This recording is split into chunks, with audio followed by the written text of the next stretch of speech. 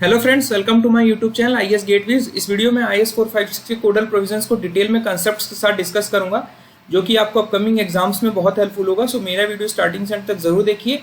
ये सीरीज का पार्ट 24 है। पुराने वीडियोस के लिए आप मेरे यूट्यूब चैनल पर जाकर देख सकते हो। सो जो पहला हमारा क्लॉज है दैट इज 18.1, जिसमें हमारा डिजाइन का जो बेसिस होता है उसके बारे में डिटेल प्रोविजंस दिए गए हैं। तो सबसे पहले जो भी हम स्ट्रक्चरल डिजाइन करते हैं, तो जो हमारा एम ऑफ स्ट्रक्चरल डिजाइन होता है वो ये होता है कि जो भी हम डिजाइनिंग कर रहे हैं it fulfils the intended purpose. Intended purpose का मतलब ये है कि जिस भी पर्पस के लिए हम अपना स्ट्रक्चर डिजाइन कर रहे हैं वो हमारा purpose during the service life हमारा फुलफिल होना चाहिए। सपोज अगर हम कोई रेजिडेंशियल बिल्डिंग कंस्ट्रक्ट कर रहे हैं तो हमारी उसकी रिक्वायरमेंट्स अलग होंगी। अगर हम कोई इंडस्ट्रियल बिल्डिंग कंस्ट्रक्ट कर रहे हैं तो उसकी हमारी रिक्वायरमेंट्स अलग होंगी। तो जो भी हम स्ट्रक्चरल डिजाइन करते हैं वो हमारे पर्पस को फुलफिल करना चाहिए। पहला क्राइटेरिया ये है ड्यूरिंग द सर्विस लाइफ, जब हमारा जो जिस भी लाइफ के लिए हम अपने स्ट्रक्चर को डिजाइन कर रहे हैं वो हमारे 3 फैक्टर्स को कंसीडर करके की जाती है। सबसे पहला जो उस स्ट्रक्चर की सेफ्टी है। अब सेफ्टी का क्या मतलब है? इन टर्म्स ऑफ जो स्ट्रक्चरल स्ट्रेंथ है, जो स्ट्रक्चर की स्टेबिलिटी है और जो स्ट्रक्चर की इंटीग्रिटी है, ये ड्यूरिंग द सर्विस लाइफ हमारी मेंटेन रहे। दूसरा हमारा फैक्टर है सर्विसिबिलिटी। सर्विसिबिलिटी का मतलब ये है कि हमारी जो स्ट्रक्चर की स्टिफनेस है और जो ड्यूरेबिलिटी है वो हमारी एडिक्वेट होना चाहिए ड्यूरिंग इट्स सर्विस लाइफ। और थर्ड जो सबसे मोस्ट इंपॉर्टेंट फैक्टर है that is economical considerations. Economy का मतलब ये है कि हमारा स्ट्रक्चर की इनिशियल कॉस्ट जो है कंस्ट्रक्ट करने की वो बहुत ज़्यादा नहीं होनी चाहिए, और ड्यूरिंग द मेंटेनेंस उसकी जो मेंटेनेंस कॉस्ट है, ड्यूरिंग द सर्विस लाइफ जो उसकी मेंटेनेंस कॉस्ट है वो हमारी मिनिमम होनी चाहिए। उसके लिए हमें ये करना होगा कि जिस भी मार्जिन ऑफ सेफ्टी के लिए हम अपने स्ट्रक्चर को डिजाइन कर रहे हैं वो हमारा एडिक्वेट होना चाहिए। मींस बहुत ज़्यादा मार्जिन ऑफ सेफ्टी रहेगी अगर, तो इनिशियल जो हमारी स्ट्रक्चरल डिजाइन है उसकी कॉस्टिंग जो होगी वो काफ़ी ज़्यादा हो जाएगी। तो वो हमें डिसाइड करना होगा। तो हमारा 18.1 प्रोविजन ये कहता है कि the aim of design is the achievement of an acceptable probability that structure being design will perform satisfactorily during their intended life. तो यहाँ पर हमारी प्रोबेबिलिस्टिक अप्रोच फॉलो की गई है। प्रोबेबिलिटी का मतलब ये है कि जो रिस्क है स्ट्रक्चर के फेल होने का वो हमारा बहुत कम है ड्यूरिंग इट्स सर्विस लाइफ। तो वो रिस्क को हमें अकाउंट करना है अपनी डिजाइन में, जो कि अभी जो लेटेस्ट हमारी मेथडोलॉजीज हैं डिजाइन की, जो कि रिलायबिलिटी बेस्ड मेथड्स हैं, जो कि हमें रिस्क को कंसीडर करके हमें डिजाइनिंग प्रोसेस फॉलो करना है। With an appropriate degree of safety, they should sustain all the loads and deformations of normal construction and use and have adequate durability and adequate resistance to the effects of misuse and fire। तो ये सारे वो factors हैं जो इन 3 categories में मैंने classify किए हैं। और यहाँ पर मैंने इसको ब्रीफ में लिखा हुआ है कि जो हमारा स्ट्रक्चरल डिजाइन का पर्पस होता है वो ये होता है कि to provide a safe structure complying with the user requirements. जो भी यूजर है, जिस भी पर्पस के लिए हम अपने स्ट्रक्चर को डिजाइन कर रहे हैं वो हमारा फुलफिल होना चाहिए। The design should involve a structural solution for safety and serviceability through out the design life. जो भी स्ट्रक्चर की डिजाइन लाइफ है वो हमारा सेफ्टी और सर्विसिबिलिटी उसकी डिजाइन लाइफ के लिए होना चाहिए, which give the greatest overall economy for the first cost and for the maintenance cost. 18.2 हमारा क्लॉज है, this is regarding the methods of design, जो कि स्पेशली जो आरसीसी के लिए हमारे पास अवेलेबल है और हमें कौन से अडॉप्ट करना होता है ये इस पैरा में कोड ने ब्रीफ किया है। जो हमारा पहला मेथड है that is working stress method, and दूसरा जो मेथड है लिमिट स्टेट मेथड। अभी मैं ब्रीफ में इनके बारे में डिस्कस कर लूंगा। जो कोड है हमारा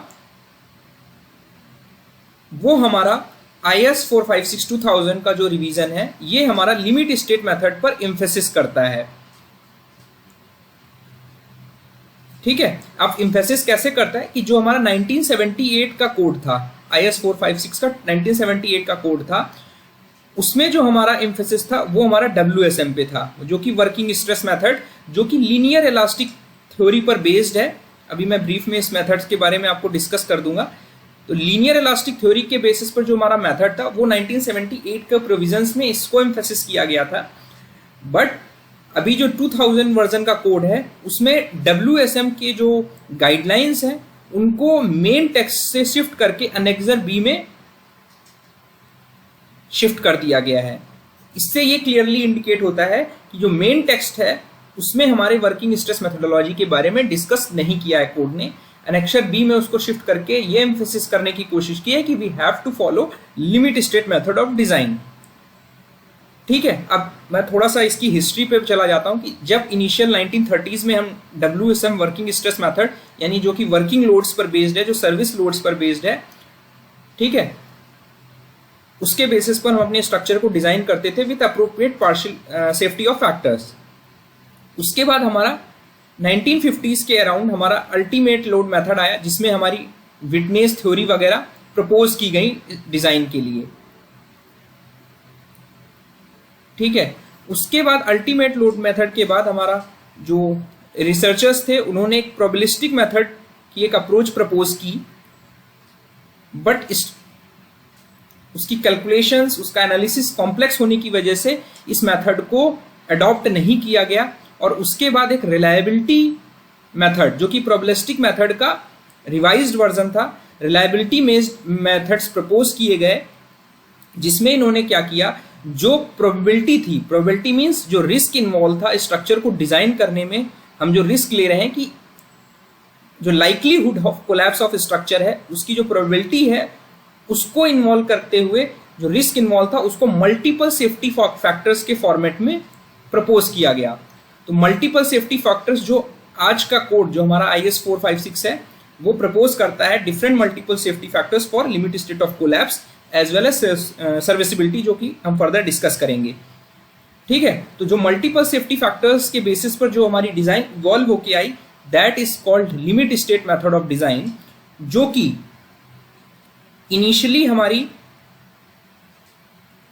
यूरोपियन कमिटी फॉर कंक्रीट, जिसे हम CEB बोलते हैं, और international federation of pre stressing, जिसे हम FIP बोलते हैं, इन्होंने इस मेथड्स को, इनकी कमिटी ने जो LSM मेथड्स था, जो रिलायबिलिटी बेस्ड मेथड्स से, उसको रिकमेंडेशंस को अप्रूव किया और सबसे पहली बार हमारे ब्रिटिश स्टैंडर्ड्स में इस मेथोडोलॉजी को अडॉप्ट किया गया, लिमिट स्टेट मेथड को, जो कि आजकल BS 8110 स्टैंडर्ड के नाम से जाना जाता है। इन 1973 में ये लिमिट स्टेट मेथोडोलॉजी उन्होंने अडॉप्ट की। उसके बाद IS स्टैंडर्ड्स ने, इंडियन स्टैंडर्ड्स ने इस लिमिट स्टेट के अप्रोच को 1978 में ही इनकॉर्पोरेट की, बट उस पर एम्फेसिस नहीं किया गया। ठीक है, और जो हमारा लेटेस्ट रिवीजन है जो IS 456-2000 है, उसमें टोटली जो हमारा डिजाइनिंग है वो लिमिट स्टेट मेथड पर एम्फेसिस की गई है, WSM के प्रोविजंस को अनेक्सर बी में शिफ्ट करके। तो ये कुछ हिस्ट्री थी। तो हमारा 18.2.1 क्लॉज कहता है कि जो भी स्ट्रक्चर है, जो भी स्ट्रक्चरल एलिमेंट्स हैं, वो नॉर्मली हम लिमिट स्टेट मेथड से डिजाइन करेंगे, और जो भी हमारी एक्सेप्टेड थ्योरीज हैं, एक्सपेरिमेंट्स हम परफॉर्म कर रहे हैं, ड्यूरेबिलिटी को अकाउंट करके हमें अपनी स्ट्रक्चर डिजाइन करनी है। तो ये वाला कोड जो है हमारा ड्यूरेबिलिटी और सर्विसिबिलिटी पे काफ़ी ज़्यादा एम्फेसिस करता है, और जो कैलकुलेशंस हम थ्योरेटिकली कर रहे हैं वो ये इंश्योर नहीं करती कि हमारा स्ट्रक्चर जो है वो सेफ रहेगा, सर्विसेबल रहेगा और ड्यूरेबल रहेगा। उसके लिए आपको एक फैक्टर और भी इंश्योर करना होता है कि जब हमारा स्ट्रक्चर कंस्ट्रक्ट हो रहा होगा उस समय हमें प्रॉपर मटेरियल यूज करना है, adequate quality control system establish करना है, और प्रॉपर सुपरविजन होना है, और प्रॉपर डिटेलिंग होनी है कि स्ट्रक्चर को हम कैसे कंस्ट्रक्ट करना है, with what precautions, what guidelines. तो ये हमारा इक्वली इंपॉर्टेंट है, ना कि केवल हमने कागजों या थ्योरेटिकली स्ट्रक्चर को सेफ या सर्विसेबल या ड्यूरेबल डिजाइन कर दिया। उससे हम ये इंश्योर नहीं हो सकते हैं कंप्लीटली कि हमारा स्ट्रक्चर जो होगा उसकी जो डिजाइनिंग है वो बिल्कुल सही सेफ होगी। उसके कुछ फैक्ट्स यहाँ पर मैंने सिंप्लीफाई किए गए। जो वर्किंग स्ट्रेस मेथड है वो लीनियर इलास्टिक थ्योरी पर बेस्ड है, जिसमें जो कंक्रीट और स्टील हम मटेरियल यूज कर रहे हैं वो लीनियर स्ट्रेस स्ट्रेन रिलेशनशिप पर बेस्ड है। बट लिमिट स्टेट मेथड में क्या है, हम कंक्रीट और स्टील के non linear stress strain behaviour को अकाउंट करते हुए अपनी डिजाइनिंग करते हैं। जो भी हमारी स्ट्रेसेस हैं वर्किंग स्ट्रेस मेथड में, स्ट्रक्चरल एलिमेंट्स का मीन्स है जो बीम्स हैं, हमारे कॉलम्स हैं, हमारी रूफ्स हैं, उनमें जो हमारी स्ट्रेसेस डेवलप हो रही हैं under normal working load. Normal working load का मतलब ये है कि नॉर्मल कंडीशंस में जो हमारी ड्यूरिंग द सर्विस लाइफ जो स्ट्रक्चर पे लोड एक्ट कर रहे हैं वो हमारे वर्किंग लोड्स हैं। तो उन लोड्स के करस्पॉन्डिंग जो हमारी स्ट्रक्चर में स्ट्रेसेस डेवलप हो रही हैं वो हमारी विद इन परमिसिबल स्ट्रेसेस होनी चाहिए। ये मेन इसका फैक्टर जो गवर्निंग डिजाइन फैक्टर है वो ये है। लिमिट स्टेट में ऐसा नहीं है। लिमिट स्टेट में ये है कि हमें स्ट्रक्चर को अल्टीमेट लोड के लिए डिजाइन करना है by multiplying it with some partial safety of factor, जो कि एक रिलायबिलिटी बेस्ड मेथड है। ठीक है, वो भी फर्दर जब मैं एलैबोरेट करूंगा कोड में प्रोविजंस को वहां पर डिस्कस कर लूंगा। एंड पार्शियल सेफ्टी फैक्टर्स हमारे कोड ने लिमिट स्टेट ऑफ कोलैप्स और लिमिट स्टेट ऑफ सर्विसिबिलिटी के लिए डिफरेंट लोड कॉम्बिनेशंस के लिए टेबल 18 ऑफ IS 456-2000 में दिए हुए हैं। ठीक है, ये जो मैंने अभी एक्सप्लेन किया वो यहीं पर टैबुलेटेड है। उसके बाद हमारा नेक्स्ट है 18.2.3 जिसमें design is based on experimental basis. Experimental basis का मतलब ये है कि कोई भी स्ट्रक्चर, जो भी स्ट्रक्चर हमने कंस्ट्रक्ट किया है, अगर हमें उसको ये देखना है कि वो स्ट्रक्चर जो है वो हमारा सेटिस्फैक्टरी परफॉर्म कर रहा है या नहीं कर रहा है, उसके लिए हमें एक लोड टेस्ट परफॉर्म करना होगा जो कि प्रीवियस लोड टेस्ट से थोड़ा सा डिफरेंट है। वो भी मैं यहाँ पर डिस्कस करूंगा। तो जो designs based on experimental investigations on models are full size structure, means जो एक्चुअल स्ट्रक्चर हमने कंस्ट्रक्ट किया है may be accepted if they satisfy the primary requirements of 18.1 means आपकी सेफ्टी, सर्विसिबिलिटी और उसकी economy and subject to experimental details and the analysis connected with therewith being approved by the engineer in charge. उसके बाद हमारा जो experiment है, जो आपका ऑलरेडी एग्जिस्टिंग स्ट्रक्चर है, उस पर आपको एक लोड टेस्ट परफॉर्म करना है for limit state of collapse and limit state of serviceability को चेक करने के लिए। तो हम क्या करेंगे, जो भी मान लेते हैं हमारा स्ट्रक्चर है, ठीक है, हम इस पर लोड अप्लाई करेंगे। लोड उस पर एक्ट कर रहा है ऑलरेडी, बट इस पर हम जो लोड अप्लाई करेंगे अंडर द लोड, जो भी स्ट्रक्चरल एलिमेंट है, मान लेते हैं हमारा एक बीम है, तो हमारा जो डिफ्लेक्शन हुआ वो डेल्टा हुआ। हम ये टेस्ट परफॉर्म करें, टेस्ट जो है that is limit state of serviceability, जिसमें हम क्रैकिंग, स्ट्रक्चर की क्रैकिंग का विजुअली इंस्पेक्शन करेंगे under the application of design loads, and structure में जो हमारा डिफ्लेक्शन होगा अंडर दीज लोड्स वो हमें देखना है कि वो एडिक्वेट है या नहीं है। तो करेंगे क्या, हम लोड्स अप्लाई करेंगे फॉर 24 आवर्स। अब कितना लोड अप्लाई करेंगे, that is given by characteristic load multiplied by 1.33 into partial factor of safety for serviceability state. ठीक है, अब हमारा कैरेक्टरिस्टिक लोड क्या होगा, this is dead load plus, अगर हम इंपोज लोड्स केवल इनकी बात कर रहे हैं तो dead load plus impose load into 1.33, और जो पार्शियल सेफ्टी फैक्टर है इन लोड्स के लिए वो हमारा टेबल 18 में 1 दिया हुआ है। तो ये लोड हम अपने स्ट्रक्चर में, उस स्ट्रक्चरल मेंबर में अप्लाई करेंगे फॉर 24 आवर्स। 24 घंटे लोड अप्लाई करने के बाद हमारा जो मैक्सिमम डिफ्लेक्शन होना चाहिए, जो मैक्सिमम डिफ्लेक्शन हुआ स्ट्रक्चर में, जो कि यहाँ पर डेल्टा मैंने माना है, that should be less than 40 L effective square by D. यहाँ पे L जो है हमारा इफेक्टिव स्पैन है मेंबर का, जो कि मीटर में है, और D हमारा जो ओवरऑल डायमेंशन डेप्थ है उस सेक्शन की, वो है। तो जो हमारा पहला केस ये होगा कि जो हमारा डिफ्लेक्शन है वो हमारा 40 L स्क्वायर बाई डी से कम आ रहा है। तो उस केस में हम अपने स्ट्रक्चर को मानेंगे कि लिमिट स्टेट ऑफ सर्विसिबिलिटी के लिए जो स्ट्रक्चर हमारा कंस्ट्रक्ट किया हुआ है वो हमारा एडिक्वेट है, और उसमें हमें कोई भी रिकवरी ऑफ डिफ्लेक्शंस के ऑब्जर्वेशंस नहीं करने हैं। ठीक है, लेकिन दूसरा केस ये हो सकता है कि जो हमने डिफ्लेक्शन ऑब्जर्व किया वो हमारा इस मैग्नीट्यूड से 40 L इफेक्टिव का होल स्क्वायर बाई डी से ज्यादा आ गया।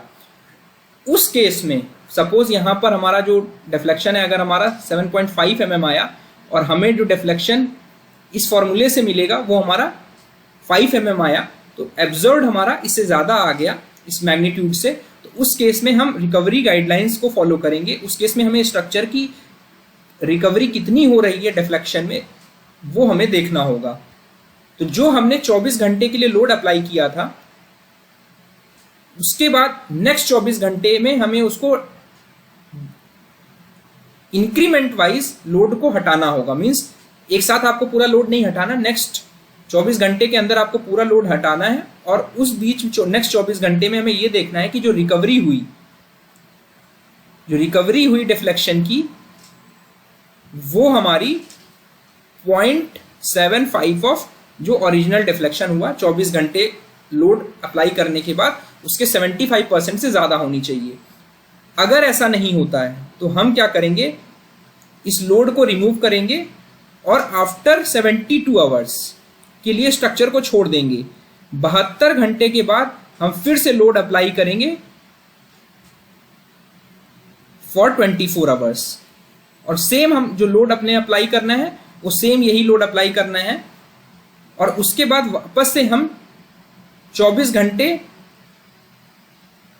लोड अप्लाई करने के बाद लोड को रिमूव करेंगे और नेक्स्ट 24 घंटे में हमारी जो रिकवरी होनी चाहिए that should be again greater than 75% of the जो सेकेंड टेस्ट में हमारा जो डिफ्लेक्शन होगा उसके 75% का रिकवरी होना चाहिए। अगर ऐसा नहीं होता है तो structure is not acceptable from deflection point of view. ठीक है, ये जो एक्चुअल हमने स्ट्रक्चर ऑलरेडी कंस्ट्रक्ट कर दिया है वो उसके रिगार्डिंग कुछ गाइडलाइंस थी जो कि यहाँ पर लिखा हुआ है, उसको मैं अभी रीड आउट नहीं कर रहा हूँ। और जो हमारे पार्शियल सेफ्टी फैक्टर्स हैं हमारे कोड ने रिकमेंड किया है डिफरेंट लोड कम्बिनेशंस के लिए, उसमें 3 कम्बिनेशंस लिए गए हैं। पहला है डेड लोड और इम्पोज लोड, दूसरा हमारा डेड लोड और विंड लोड और थर्ड है हमारा डेड लोड, इम्पोज लोड और विंड लोड या अर्थक्वेक लोड। इन तीनों के केसेस में जब हम कंसीडर करेंगे तो हमारा पार्शियल सेफ्टी ऑफ फैक्टर जो है तीनों लोड के लिए 1.2 रखा गया है जो कि नॉर्मली 1.5 से कम है। वो इसलिए है बिकॉज तीनों लोड के एक साथ होने की जो प्रोबेबिलिटी है वो बहुत कम है, इस वजह से जो वेटेज है लोड्स को वो हमारा कम दिया गया है। और लिमिट स्टेट ऑफ सर्विसिबिलिटी के केस में हमारा जो डेड लोड इम्पोज लोड के केस में हमारा डेड लोड के लिए 1 रखना है पार्शियल सेफ्टी ऑफ फैक्टर्स और 0.1 रखना है इम्पोज लोड के लिए और 0.18 रखना है विंड लोड के लिए। और जो भी ये लोड्स हमारे टेबल 18 में दिए हुए हैं ये हमारे केवल शॉर्ट टर्म इफेक्ट्स के लिए दिए हैं, मीन्स यहाँ पे क्रीप को अकाउंट नहीं किया गया है। अगर आपको स्ट्रक्चर जो भी डिज़ाइन कर रहे हो आप लॉन्ग टर्म इफेक्ट्स को कंसीडर करके डिज़ाइन कर रहे हो तो आपको ये पार्शियल सेफ्टी फैक्टर्स नहीं लेने हैं।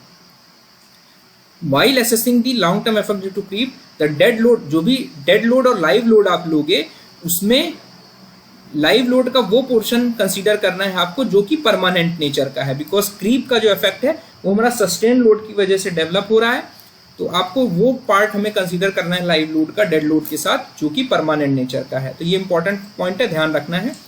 दूसरा हमारा स्ट्रक्चरल परफॉर्मेंस को चेक करने का जो टेस्ट है वो लिमिट स्टेट ऑफ कोलैप्स है। उसमें सेम प्रोसीजर हमें अडॉप्ट करना है, सेम लोड अप्लाई करना है फॉर 24 आवर्स और हमें ये देखना है कि जो स्ट्रक्चर की जो स्ट्रेंथ है वो एडिक्वेट है। उस कहीं पे हमारी विजुअली देखने से ऐसा तो नहीं लग रहा है कि हमारी क्रैकिंग हो सकती है स्ट्रक्चर में या साइंस ऑफ क्रैक्स दिख रहे हैं, तो हमें स्ट्रक्चर के एडिक्वेट स्ट्रेंथ को अश्योर करने के लिए हम ये लिमिट स्टेट ऑफ कोलैप्स के लिए ये लोड अप्लाई करते हैं स्ट्रक्चर पे। तो इसके बेसिस पर हम ये डिटरमाइन कर सकते हैं कि जो ऑलरेडी हमारा स्ट्रक्चर हमने कंस्ट्रक्ट किया हुआ है वो हमारा एडिक्वेट है या नहीं। उसके बाद हमारा 18.3 क्लॉज है regarding the durability workmanship and materials. तो जैसा कि मैंने डिस्कस किया कि हमें during the execution of work या स्ट्रक्चर के कंस्ट्रक्ट करते समय कंक्रीट की क्वालिटी, स्टील और मटेरियल की क्वालिटी एडिक्वेट रखनी है और वर्कमैनशिप प्रॉपर होना चाहिए और it has to be verified by inspection also to ensure adequate safety, serviceability and durability of the structure. और जो डिजाइन प्रोसेस है उसमें हमें durability, construction and use in service would be considered as a whole. Design का केवल ये मतलब नहीं है कि आपने सिर्फ स्ट्रक्चर डिजाइन कर दिया, उसमें आपको ड्यूरेबिलिटी कंसिडरेशन लेने हैं, कंस्ट्रक्शन मेथोडोलॉजीज भी स्टैब्लिश करनी है, और ड्यूरिंग द सर्विस लाइफ हमें क्या क्या चीज़ों को कंसीडर करना है स्ट्रक्चर में, वो सारी चीज़ें हमें डिज़ाइन प्रोसेस में इंक्लूड करनी है। The realisation of design objectives requires compliance with clearly defined standards for materials. उसमें हमारे मटेरियल स्टैंडर्ड्स होने चाहिए, मटेरियल प्रोडक्शन के स्टैंडर्ड्स होने चाहिए, कैसे वर्कमैनशिप रखनी है आपको स्ट्रक्चर कंस्ट्रक्ट करते समय, to have the adequate quality assurance, ठीक है, also the maintenance and use of structure in service. उसके बाद 19th क्लॉज है हमारा, it is regarding the loads. अब लोड्स का हमारा क्या मतलब है? लोड्स का मतलब है कि हमारी जो फोर्सेस एक्ट कर रही हैं on the structure, that are called loads. और जब भी हम कोई भी स्ट्रक्चरल डिजाइन कर रहे हैं तो हमें उस स्ट्रक्चर पे क्या लोड्स आने वाले हैं वो हमें पता होना चाहिए, तभी हम असेस कर पाएंगे कि हमारी जो स्ट्रक्चर है वो ड्यूरिंग द सर्विस लाइफ वो हमारा एडिक्वेट स्ट्रेंथ का रहेगा, सर्विसेबल रहेगा, और हमारी जो कॉस्टिंग है वो इकोनॉमी होगी initial as well as the maintenance cost. इसलिए लोड्स को असेस करना बहुत ज़रूरी है। तो हमारा जो लोड का क्लासिफिकेशन है आप उसको बेसिकली 3 कैटेगरीज में डिवाइड कर सकते हो। पहला हमारा जो है वो है हमारा डेड लोड्स, दूसरा है हमारा इम्पोज्ड लोड्स, और तीसरा जो कैटेगरी है हमारे लोड्स की वो है हमारी एनवायरमेंटल लोड्स। ये 3 कैटेगरी के जो लोड्स हैं, इसमें ये जो 2 लोड्स की कैटेगरी है, इम्पोज लोड और एनवायरमेंटल लोड, ये हमारे लाइव लोड्स की कैटेगरी में आते हैं। डेड लोड्स हमारे वो हैं जो कि हमारे, अभी मैं फर्दर डिस्कस कर लूंगा इसको, ठीक है। इम्पोज लोड्स का एग्जांपल मैं बता देता हूँ आपको। इम्पोज लोड में आपके अर्थ प्रेशर आ गया, जो लेटरल अर्थ प्रेशर एग्जिस्ट कर रहा है, जो रिटेनिंग वॉल में हमारा आ रहा है वो हमारा अर्थ प्रेशर हो गया। हमारे इम्पैक्ट लोड हो गए, आपके जो थर्मल लोड्स हैं, जो आपके वाटर करंट लोड्स हैं, ये हमारे इम्पोज लोड्स में आ रहे हैं, बट ये एक तरीके से हमारे लाइव लोड्स ही हैं। और जो एनवायरमेंटल लोड्स हैं वो हमारे जो एनवायरमेंटल फैक्टर्स हैं एक्सटर्नल, इसमें विंड फोर्सेस आ गई आपकी सेस्मिक फोर्सेस आ गई, आपका जो स्नो लोड्स हैं, आपके रेन लोड्स हैं। तो ये जो लोड्स हैं ये हमारे एनवायरमेंटल लोड्स हैं, बट ये सारे लोड जो हैं ये लाइव लोड की कैटेगरी में आते हैं, ठीक है। तो जब भी आप स्ट्रक्चरल डिजाइन कर रहे हो तो आपको dead load, impose load, wind loads और forces due to earthquake and shrinkage, creep और टेम्परेचर का भी आपको इफेक्ट कंसीडर करना है अपनी डिजाइन में। सबसे पहला है हमारा डेड लोड्स। तो जो डेड लोड्स हैं उसके लिए हमारी जो गाइडलाइंस दी हुई हैं वो हमारे IS 875 पार्ट 1 में डेड लोड्स को निकालने का प्रोसेस दिया हुआ है। और डेड लोड का मतलब ये है कि these are the permanent gravity loads acting downwards in a structure, ठीक है। ये इसकी स्टैंडर्ड डेफिनेशन है। यहां पर मैंने दिखाया हुआ है कि ये एक स्ट्रक्चर है, इसमें ये डेड लोड्स एक्ट कर रहे हैं हमारे, ठीक है। These are the dead loads, जो कि हमारे ये कॉलम्स हैं, हमारे ये हमारी रूफ है, ये हमारी कॉलम्स हैं, ये हमारा फ्लोर है। तो जो इन स्ट्रक्चरल या नॉन स्ट्रक्चरल एलिमेंट्स का सेल्फ वेट है, जो कि under the action of gravity downwards act कर रहा है, वो हमारा डेड लोड है। तो डेड लोड आपका निकालने का तरीका ये है कि it should be given by unit weight of material. जिस भी मटेरियल का वो स्ट्रक्चर कंस्ट्रक्टेड है, मान लो अगर ये आपकी बीम है, ठीक है, तो बीम का जो हमारी डायमेंशन है, क्रॉस सेक्शनल डायमेंशन या हमारा डायमेंशंस ऑफ द स्ट्रक्चर, उसके बेसिस पर जो भी स्ट्रक्चरल एलिमेंट या नॉन स्ट्रक्चरल एलिमेंट है उसके यूनिट वेट ऑफ मटेरियल से आपको मल्टीप्लाई करना है और समीशन करना है, तो आपके स्ट्रक्चर का टोटल डेड वेट आ जाएगा। अब हमारा जो ये कोड है IS 875 पार्ट 1, वो डेड लोड को कैलकुलेट करने के लिए, यूनिट वेट ऑफ मटेरियल के बेसिस पे कैलकुलेट करने के लिए रिकमेंड करता है और जो हमारा प्लेन सीमेंट कंक्रीट है, जो भी कंक्रीट है हमारी 3 चीज़ों से बनी है, एक सीमेंट, एक फाइन एग्रीगेट और एक हमारा कोर्स एग्रीगेट। फाइन एग्रीगेट में हमारा सैंड्स आ गए, कोर्स एग्रीगेट में हमारा ग्रेवल और क्रश्ड नेचुरल स्टोन एग्रीगेट। ठीक है, तो जब हमारा जो कंक्रीट है वो इन तीनों चीज़ों से बनी होगी और प्लेन सीमेंट कंक्रीट होगी, उस केस में हमको जो यूनिट वेट लेना है अपनी डिजाइनिंग में 24 किलो न्यूटन पर मीटर क्यूब लेना है। और अगर हमारे कंक्रीट रेनफोर्स्ड स्टील से रेनफोर्स्ड है, उस केस में हमारे जो कंक्रीट की यूनिट वेट लेना है वो 25 किलो न्यूटन पर मीटर क्यूब लेना है। बहुत सारे स्टेट के जेईई एग्जाम्स में ये पूछा जाता है, इंटरव्यू में भी पूछा जाता है, तो आपको ध्यान रखना है, ये एस्पेक्ट इंपॉर्टेंट है कि आपका यूनिट वेट कंक्रीट का क्या लेते हैं। और इम्पॉर्टेंट चीज़ ये कि जब स्ट्रक्चर की हम इनिशियल डिज़ाइन करते हैं, क्योंकि स्ट्रक्चर हमारा ऑलरेडी कंस्ट्रक्टेड नहीं होता, तो हम क्या करते हैं, based on these IS codes and experience, field experience से हम डेड लोड को स्ट्रक्चर में एज्यूम करते हैं। एज्यूम करने के बाद हम डिज़ाइनिंग करते हैं स्ट्रक्चर की, और उस डिज़ाइन के बाद जो हमारे कैलकुलेटेड डायमेंशंस होती हैं स्ट्रक्चर की, कैलकुलेटेड जो स्ट्रक्चरल डिज़ाइन से हमारे पास डायमेंशंस आई, हमारा स्ट्रक्चर डिज़ाइन हो गया, उसके बाद हम फिर से एक्चुअल जो हमारा डेड लोड्स आ रहा है उसको इन एज्यूम्ड डेड लोड से कंपेयर करते हैं कि हमारा जो लोड्स हमने लिए थे उसमें कहीं ज़्यादा तो वेरिएशन नहीं है, अदरवाइज वो स्ट्रक्चरल डिज़ाइन हमारी एडिक्वेट नहीं होगी। तो दीज आर फ्यू फैक्टर्स जो आपको कंसिडर करने हैं। ठीक है, और उसमें डेड लोड्स के लिए इसलिए आपको पता होना चाहिए कि आप मटेरियल ऑफ कंस्ट्रक्शन क्या ले रहे हो, बिकॉज उसके यूनिट वेट ऑफ मटेरियल से ही आप डेड वेट निकाल सकते हो।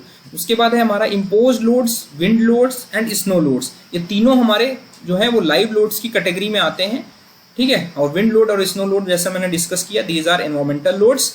इम्पोज लोड्स का मतलब ये है कि जो स्ट्रक्चर में हमारे मैग्नीट्यूड, जनरली लाइव लोड्स की जो डेफिनेशन है वो change in position and magnitude, उनका मैग्नीट्यूड भी चेंज हो रहा है टाइम के साथ और उनकी पोजीशन भी चेंज होती रहती है, ऐसे लोड्स हमारे स्ट्रक्चर में लाइव लोड्स कहलाते हैं। तो उसमें जो इम्पोज लोड है वो हमारा जैसे आपका जो फर्नीचर हो गया स्ट्रक्चर में, जो हमारे इक्विपमेंट्स हो गए, ठीक है, ये सारे हमारे एक तरीके के लाइव लोड्स हैं, इम्पोज्ड लोड्स हैं। ठीक है, उसके बाद हमारा आता है जो इम्पोज्ड लोड्स हैं, ये हमारी इनकी जो गाइडलाइंस हैं वो हमारी IS 875 पार्ट 2 में दी हुई हैं कि आपको कैसे स्ट्रक्चर में एज्यूम करना है, depending upon the type of structure आपको इनिशियल डिजाइन में क्या लेनी है वैल्यूज। तो आपको ये कोड नंबर्स याद रखने, कहीं कहीं एग्जाम में या इंटरव्यू में पूछे जाते हैं।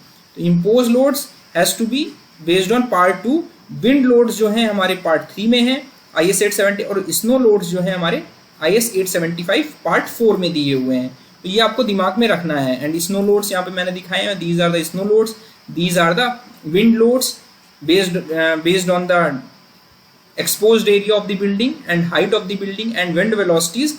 आपको IS 875 पार्ट 3 के अकॉर्डिंग आपको विंड लोड्स कैलकुलेट करना है।